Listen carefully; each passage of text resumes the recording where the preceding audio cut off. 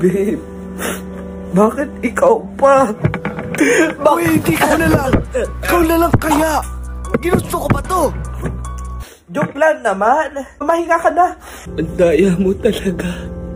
Usod ka na. Uy, anong ginagawa mo? Hindi pwede ikaw lang. Nauna ka kasi. Ang daya mo. Siya ay mabait na anak. Hindi yan nagmumura. Hindi yan nag-iinom. Kawawa nga eh. Wala siyang boyfriend. Ang landi kaya nun. Nakakatuwa nga siya. Pwede siyang pang comedy of the year. Ay, agree ako dyan! Agree ako dyan!